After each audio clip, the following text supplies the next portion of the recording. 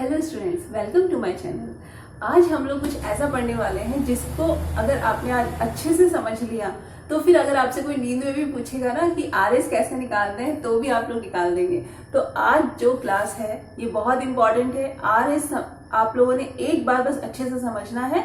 Last class वाला जो video था वो आपको जरूर देखना है, उसके बाद ही आप यहाँ आएंगे, क्योंकि उस वीडियो के अंदर हमने सीक्वेंस रूल पढ़ा था। सीक्वेंस रूल हमारा हो चुका है। आज हम लोग ये देखने वाले हैं कि अगर हमारे सामने फिशर या वेज आ जाता है तो किस तरीके से हम लोग उसको आरएस या एस बताएंगे। ठीक है, तो बहुत इंटरेस्टिंग होने वाला है। पूरा अच्छे से देखिएगा, कुछ भी मिस नहीं करना है, वीडियो आपको देखना है, तभी ये वाली बात लागू होगी कि नींद में भी कोई तुमसे पूछे तो भी तुम आरएस बता सकते हो। ठीक है ना, नींद में हम वही चीजें बता सकते हैं जो हमें बहुत अच्छे से आती हैं या हमारे माइंड में अवचेतन मन में चली जाती हैं। पता होगा आप लोगों को, चेतन और अवचेतन मन हम इसीलिए कहते हैं कि रेगुलर पढ़िए, बार बार रिवीजन करिए, ताकि हम इतनी प्रैक्टिस कर लें कि वो हमारे अवचेतन मन के अंदर भी चली जाए। ठीक है ना, क्योंकि चेतन मन में जो रहती है वो तो बहुत लिमिटेड मेमोरी है, लेकिन जो अवचेतन मन में रहती है उसकी कोई लिमिट नहीं है। तो इसीलिए कहा जाता है रेगुलर पढ़िए, अच्छे से नियमित रूप से अध्ययन करिए और जो आप पढ़ते हैं उसको रिवाइज जरूर करिए।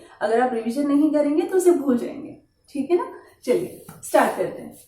आरएस नॉमेनक्लेचर के अंदर हमने रूल्स पढ़ लिए थे, फटाफट से इसको रिवाइज करिए। फर्स्ट रूल था कि जिसका एटॉमिक नंबर ज्यादा होता है उसे ज्यादा प्रायोरिटी दी जाती है। सेकंड रूल था कि जो अगर मान लो आइसोटोप हो तो हम हेवियर आइसोटोप को ज्यादा प्रायोरिटी देते हैं।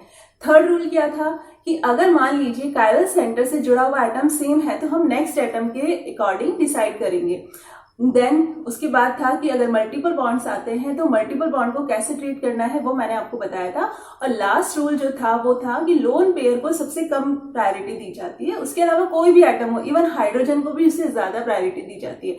लोन पेयर को लोएस्ट प्रायोरिटी देते हैं हम। ठीक है, सारे आंसर निकल जाएंगे। जो आपके बीएससी लेवल के एग्जाम जो आपका होगा यूनिवर्सिटी एग्जाम, उसके अंदर आराम से आप इस क्वेश्चन को अटेम्प्ट कर सकते हैं। ठीक है, चलिए आरएस नॉमेनक्लेचर जो होता है उसको हम इस दो फॉर्म्स के अंदर निकालते हैं। एक तो होती है फिशर, या तो आपके सामने फिशर की फॉर्म में दिया गया होगा या फिर आपके सामने जो भी कोई मॉलिक्यूल बनाया है वो वेज डैश की फॉर्म में दिया गया होगा। ठीक है ना, ये रिप्रेजेंटेशन हम लोग पढ़ चुके हैं लास्ट क्लास के अंदर। फिशर जो होता है, फिशर रिप्रेजेंटेशन या हम कहें Fischer projection formula, wedge dash representation आप जानते हैं कैसा होता है। जो वर्टिकल लाइन होती है ये आपसे दूर होती है और जो हॉरिजॉन्टल लाइन होती है वो आपकी तरफ होती है। ये बात हम कर चुके हैं। ठीक है, इस तरीके से। और हम इसको अगर वेज डैश के अंदर मैं बता के दिखाऊं आपको तो ये इस तरीके से होता है। ठीक है, ये जस्ट आपको याद दिलाने के लिए है। तो इस तरीके का रिप्रेजेंटेशन हो सकता है। वेज डैश जो होता है इसमें ये प्लेन में होता है, ये वेज होता है और ये डैश होता है। जो ये प्लेन में है और ये आपकी तरफ है और ये आपसे दूर है, वेज वाला आपकी तरफ और डैश वाला आपसे दूर। ठीक है ना, अब आपके सामने फिशर लिखा हो तो सबसे पहला काम तो हमें सीक्वेंस रूल के अकॉर्डिंग प्रायोरिटी डिसाइड करनी है। प्रायोरिटी जब हम देंगे तो हमें फोर्थ नंबर किसी ना किसी को तो मिलेगी। जब फोर्थ नंबर जिस ग्रुप को मिलता है तो हमें ये देखना है कि चौथा नंबर किसको मिला है। देखिए यहाँ पे चौथा नंबर किसको मिला है, वर्टिकल लाइन पर टॉप पर। यहाँ पे चौथा नंबर किसको मिला है, बॉटम पर। तो इस तरीके से वर्टिकल लाइन पर ऊपर या नीचे कहीं भी मिल सकता है। तो हमें क्या करना है, हमें हमारा जो भी आंसर आएगा हमें उसको वैसा ही रखना है। ठीक है ना, और आंसर किस तरीके से निकालना है वो देखिए, हमें 1 से 2, 2 से 3 पर जाना है। मतलब जब हम प्रायोरिटी दे देंगे तो हमें अपना पेन जिसको भी 1 नंबर मिला है वहां रखना है और फिर अपने पेन को 2 पे लेके जाना है और फिर 3 पे लेकर जाना है। बीच में 4 आए तो उससे हमें कोई मतलब नहीं है, हमें केवल 1 से 2, 2 से 3 जाना है। 1 से 2, 2 से 3 जाने पर अगर आपका पेन क्लॉकवाइज डायरेक्शन में रोटेट होता है तो हम कहेंगे R, और अगर एंटी क्लॉकवाइज डायरेक्शन में रोटेट होता है तो हम कहेंगे S। इसको आप लोग अपनी कॉपी में टॉप पर लिख लीजिए। ठीक है, बस यही आपको ध्यान रखना है। 1 से 2, 2 से 3 अगर क्लॉकवाइज डायरेक्शन में जाता है तो R, एंटी क्लॉकवाइज डायरेक्शन में जाता है तो S। ठीक है, अगर फोर्थ नंबर इस तरीके से आता है तो जो भी आपका आंसर आएगा 1 से 2, 2 से 3 जाने पर क्लॉकवाइज डायरेक्शन में तो R, एंटी क्लॉकवाइज डायरेक्शन में तो S। ठीक है, तो इस तरीके से हम अपना आंसर देंगे। और अगर मान लीजिए फोर्थ प्रायोरिटी ग्रुप आपका किस पे आता है, हॉरिजॉन्टल लाइन पर, जो कि आप लोगों की तरफ है, मतलब वेज पर होती है अगर हम वेज डैश बनाते हैं तो। ठीक है, तो इसके अंदर हमें क्या करना है, जो भी हमारा आंसर आएगा उसे हमें रिवर्स करना है। ठीक है, मतलब उसे जो भी हमारा आंसर आएगा, अगर आर आता है तो हमें एस बताना है, और अगर एस आता है तो हमें आंसर आर बताना है। ठीक है, मान लीजिए आपका आंसर आता है आर, तो एक्चुअल आंसर आर नहीं होगा, एक्चुअल आंसर एस होगा। ये कैसा होगा? फिक्टिशियस होगा, आभासी। ठीक है, और ये एक्चुअल होगा। तो आप अपना आंसर ये नहीं बताएंगे, आप अपना आंसर एक्चुअल बताएंगे। ठीक है ना, ये तो हमारी ट्रिक है कि हम किस तरीके से आंसर निकाल रहे हैं। ये बहुत बढ़िया ट्रिक है जो मैं आपको बता रही हूँ, आप देखना, इसको अच्छे से आपको एक बार समझना है बस, फिर आपको प्रैक्टिस करनी है, आराम से सारे क्वेश्चन हो जाएंगे। ये हो गया। अगर एस आपका आंसर आएगा तो एस आंसर नहीं होगा, आपका आंसर होगा आर। ठीक है, क्योंकि ये एक्चुअल है और ये फिक्टिशियस है। तो फिशर के अंदर मैंने आपको समझा दिया है, अगर फोर्थ नंबर प्रायोरिटी जिसको भी मिलती है उसे हमें ऑब्जर्व करना है। अब एग्जाम्पल देखते हैं। देखिए, हम एग्जाम्पल्स कर लेते हैं एक बार। हमें यहाँ पे प्रायोरिटी डिसाइड करनी है, तो सबसे ज्यादा प्रायोरिटी, मतलब हम सबसे पहले प्रायोरिटी कैसे डिसाइड करेंगे? फर्स्ट रूल, हमारा एटॉमिक नंबर जिसका ज्यादा होता है उसे हम प्रायोरिटी देते हैं। तो फर्स्ट नंबर हमने दे दिया फ्लोरीन को, सेकेंड हम किसको देंगे? ऑक्सीजन को, देन कार्बन को, और फोर्थ नंबर हम देंगे हाइड्रोजन को। ठीक है, अब हमें देखना है कि 1 पे यहाँ रखा मैंने पेन, अब मुझे लेके जाना है 2 पे और फिर 3 पर। तो जब मैंने इस तरीके से इसको रोटेट किया तो मेरा ये जो सर्किल बना है कैसा बना है? Anti clockwise. तो आंसर क्या होगा हमारा? एस होगा। ठीक है, लेकिन आपको उस आंसर को बताने से पहले ये चीज जरूर देख लेनी है कि जो फोर्थ नंबर प्रायोरिटी ग्रुप है वो कहां पर है? वर्टिकल लाइन पर। तो हमारा जो भी आंसर आएगा हम उसे वैसा ही लिख देंगे, ये आ गया आपका आंसर एस। ठीक है, अब देखिए सेकेंड, हम यहाँ पे प्रायोरिटी देते हैं, फर्स्ट नंबर क्लोरीन को देना है। आप लोग भी करते जाइए साथ में, देखिए आंसर मैच होता है या नहीं। पहले आप, जब मैं एग्जाम्पल यहाँ सॉल्व कर रही हूँ तो आपको पहले पॉज करके अपना आंसर निकालना है, फिर जब मैं यहाँ पे निकालूंगी तो आपको मैच करना है कि आपका सही है या नहीं, ताकि आप लोगों को ये पता चल सके कि आपको आया है समझ में या नहीं आया है। ठीक है, तो ये क्लोरीन को दे दिया फर्स्ट नंबर, देन सेकेंड हमने इसको दे दिया। अब हमें इन दोनों में से देना है कि दोनों ही क्या है? कार्बन है। तो अब हम कैसे देंगे? थर्ड नंबर इसको देंगे, क्योंकि यहाँ पे 2 ऑक्सीजन लगे हुए हैं। आप चाहें तो इसको अच्छे से खोल के लिख सकते हैं इस तरीके से। ओके, अब यहाँ पे आपको देखना है कि ये तो दोनों में कॉमन है, ये वाला ग्रुप तो, लेकिन यहाँ पे ऑक्सीजन है जबकि यहाँ पे हाइड्रोजन है। तो हम किसको देंगे? थर्ड नंबर इस ग्रुप को, और फोर्थ नंबर इसको। अब आप देखिए फोर्थ नंबर प्रायोरिटी ग्रुप कहाँ पर आया है? वर्टिकल लाइन पर आया है, मतलब जो भी हमारा आंसर आएगा हमें उसे वैसा ही रखना है। ठीक है, तो ये फर्स्ट पे हमने पेन रखा, हम सेकंड पे लेके गए और फिर थर्ड पे लेकर आए। फोर्थ नंबर बीच में आया है, हमें उससे मतलब नहीं है, हमें केवल 1 से 2, 2 से 3 ही रोटेट करना है। ठीक है, अब देखिए ये कैसा आया है? एस, ये भी एस आ गया। ठीक है, कोई दिक्कत नहीं। अब देखिए थर्ड एग्जाम्पल। थर्ड एग्जाम्पल में सबसे ज्यादा एटॉमिक नंबर किसका है? फर्स्ट आयोडीन, देन यहाँ पे दोनों ऑक्सीजन है, यहाँ आगे देखेंगे तो हाइड्रोजन है, यहाँ पे कार्बन है। दैट मीन्स इसको हम सेकंड प्रायोरिटी देंगे, देन थर्ड प्रायोरिटी इसको, और फोर्थ प्रायोरिटी हम NH2 को देंगे। अब हमें क्या देखना है कि जो फोर्थ नंबर प्रायोरिटी ग्रुप आया है वो कहां पर आया है? हॉरिजॉन्टल लाइन पर।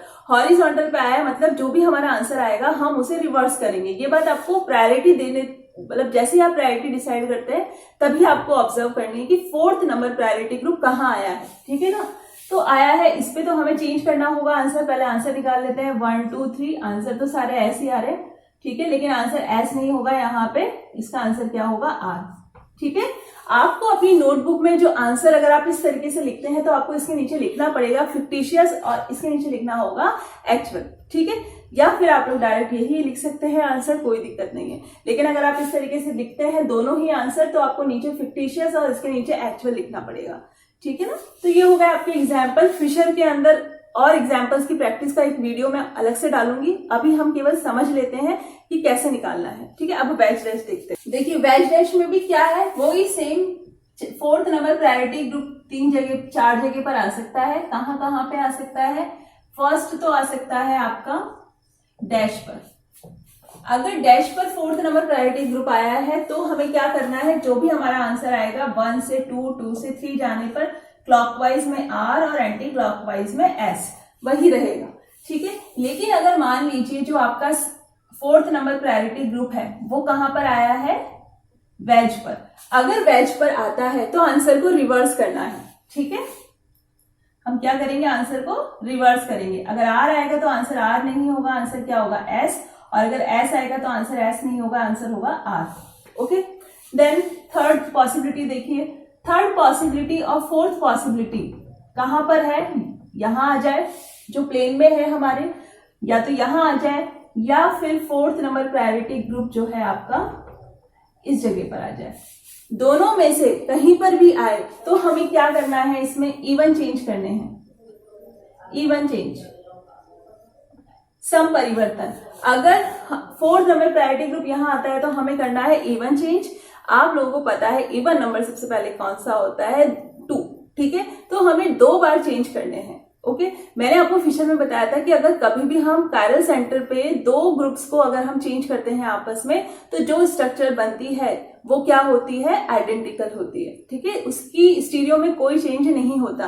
तो इसी तरीके से हम यहाँ पे उसको फॉलो करेंगे इवन चेंज को और फिर अपना आंसर निकालेंगे। तो देखिए पहले आप ये 2 एग्जाम्पल देख लीजिए। सबसे पहले हमें क्या करना है, इस कायरल सेंटर पे जो जुड़े हुए एटम्स है इनको हमें प्रायोरिटी देनी है, किस तरीके से, एटॉमिक नंबर जिसका ज्यादा हो। तो सबसे पहले हम देंगे फ्लोरीन को, फिर देंगे ऑक्सीजन को, फिर देंगे हम COOH को और फोर्थ हमारा आ गया हाइड्रोजन।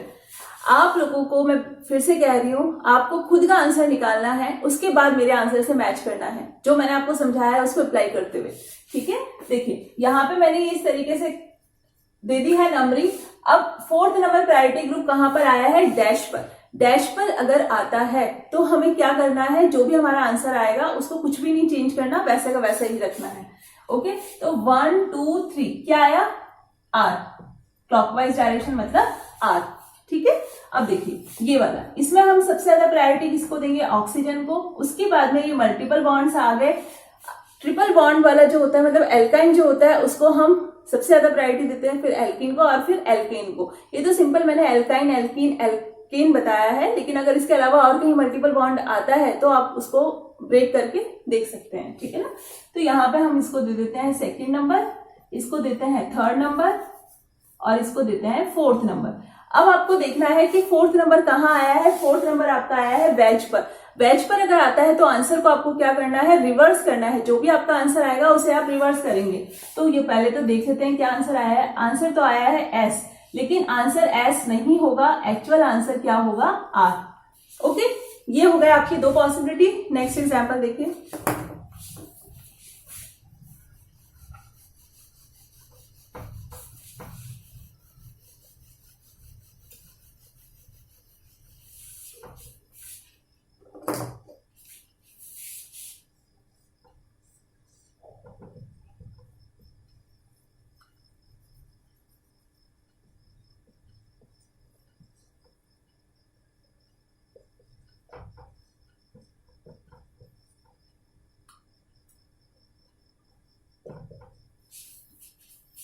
देखिए अब इसके अंदर हम प्रायोरिटी देते हैं सबसे ज्यादा एटॉमिक नंबर जो है, सल्फर है, यहाँ ऑक्सीजन है, यहाँ ऑक्सीजन है या नाइट्रोजन है।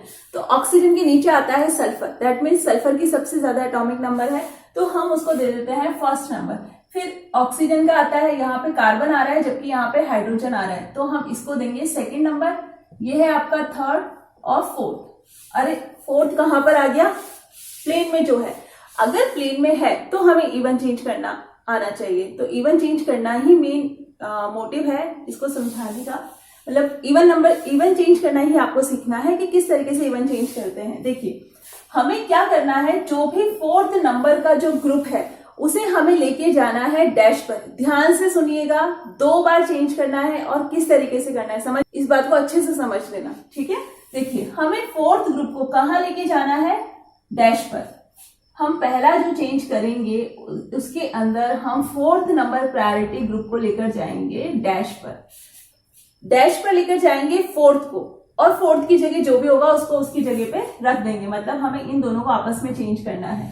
तो 1st नंबर हमने 4th की जगह पे रख दिया, बाकी को हम वैसा ही रखेंगे, ये 2nd और ये 3rd, ठीक है। क्या कहा मैंने, 4th नंबर ग्रुप को हमें डैश पे लेके जाना है, बाकी को हमें वैसा ही रखना है। इन दोनों को मतलब इन दोनों को आपस में चेंज करके हमें 4th को कहाँ लेके जाना है, डैश पर।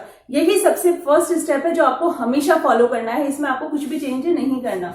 ओके, नेक्स्ट देखिए चेंज क्या करेंगे हम, इंटरचेंज। इसको हमें नहीं डिस्टर्ब करना। फोर्थ को तो आपने बिल्कुल फिक्स कर दिया है फेविकॉल लगा के, इसको अब आप नहीं छेड़ सकते। उसके अलावा आप चाहे तो फर्स्ट और सेकंड को आप चेंज कर दीजिए, चाहे तो आप लोग इन दोनों को इंटरचेंज कर दीजिए, चाहे तो आप सेकंड और थर्ड को इंटरचेंज कर दीजिए, आपका आंसर सेम आएगा। लेकिन आपको फोर्थ को बिल्कुल भी डिस्टर्ब नहीं करना है। फोर्थ तो एक ही बार चेंज कर दिया कि डैश पे लेके चले गए बस। अब इसके बाद फोर्थ को हम डिस्टर्ब नहीं करेंगे, हम केवल इन्हें आपस में किसी को भी इंटरचेंज कर सकते हैं। मान लीजिए मैंने इन दोनों को आपस में इंटरचेंज कर दिया, अगर मैं इन दोनों को इंटरचेंज करती हूं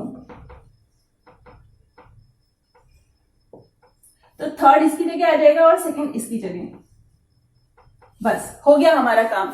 यही था इंपॉर्टेंट जो आपको सीखना था आरएस में, केवल यहीं पे आपको ध्यान रखना है, बाकी तो सब सिंपल है, बाकी तो आप आराम से कर लेंगे। 2 बार इंटरचेंज कर लिया हमने, अब हमें क्या करना है 1 से 2, 2 से 3, क्या आ रहा है हमारा आंसर आर, बस हो गया, आंसर आ गया हमारा आर। तो क्या था, सबसे पहले फोर्थ को हमें डैश पे लेके जाना है, फर्स्ट सबसे पहला यही काम आप करेंगे, फोर्थ पे ले गए, फिर आपको इसको बिल्कुल फिक्स कर देना है। अब आप चाहे तो किसी को भी आपस में इंटरचेंज करिए, आपका इच्छा हो रही हो तो इसको कर लीजिए। देखिए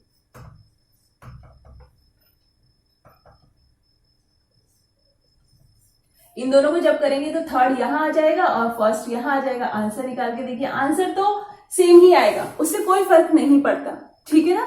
तो ये हो गया आपका पूरा आरएस। अगला वीडियो में इसमें कुछ एग्जाम्पल्स लेते हुए आप लोगों को प्रैक्टिस के लिए डालूंगी, तो वो आप लोग जरूर से कर लीजिएगा। और बाकी कोई दिक्कत नहीं है, अगर ये वीडियो अच्छे से आपने देखा है तो सही भी, यकीन मानिएगा प्रैक्टिस करने के बाद आप बिल्कुल ऐसे हो जाएंगे जैसे नींद में आप, जो मैंने स्टार्टिंग में कहा था कि नींद में भी कोई पूछेगा तो आप आराम से बता देंगे, ठीक है ना। तो इसको अच्छे से समझ लीजिए क्योंकि ये बहुत इंपॉर्टेंट है। बीएससी एग्जाम में तो आता ही आता है, ये तो 100% आता है, लेकिन उसके अलावा कोई भी कंपटीशन का एग्जाम हो ऐसा हो ही नहीं सकता कि आरएस ना आए, आता ही है, ठीक है ना। तो इसको समझना जरूरी है, तो अच्छे से इसको समझ लीजिए और प्रैक्टिस करेंगे हम लोग, आप लोग भी अपने लेवल पे करिएगा तो ये अच्छे से तैयार हो जाए आपका टॉपिक। Okay, thank you.